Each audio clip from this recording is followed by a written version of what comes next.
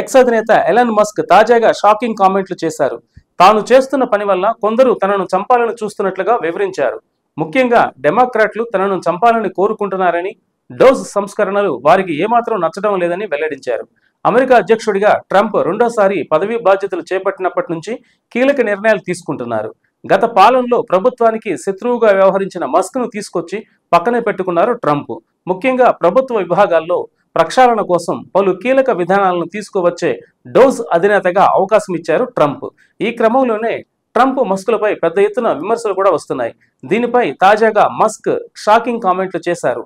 తాను చేస్తున్న పని వల్ల డెమోక్రాట్లు తనను చంపాలని చూస్తున్నారని ఆరోపించారు. డోస్ సంస్కరణలు వారికి ఏమాత్రం నచ్చకపోవడమే అందుకు కారణమని చెప్పారు.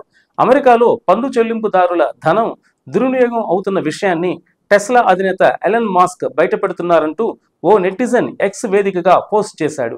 డెమోక్రాట్లకు ఈ విషయం బాగా అర్థమవుతుందని, మీ డబ్బులు తీసుకోవడం కోసం మస్క్ రాలేదంటూ వివరించారు. అంతేకాకుండా మీ ధనాన్ని దుర్వినియోగం చేస్తున్న వారి పేర్ల జాబితాను బయటకు తీసుకువస్తున్నారంటూ వెల్లడించాడు ఆ నెటిజన్. దీనిని మస్క్ కూడా షేర్ చేయగా ఆయన స్పందించారు. దీనికి బదులిస్తూ, అలా చేస్తున్నందుకే డెమోక్రాట్లు నన్ను చంపాలని చూస్తున్నారని అన్నారు.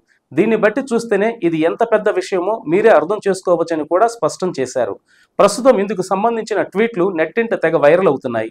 ఇవి చూసిన వారంతా నిజంగానే మస్క్ను డెమోక్రాట్లు చంపాలని చూస్తున్నారా అని ప్రశ్నిస్తున్నారు. మరికొందరైతే మీరు చాలా జాగ్రత్తగా ఉండాలంటూ మస్క్కు చెబుతున్నారు కూడా.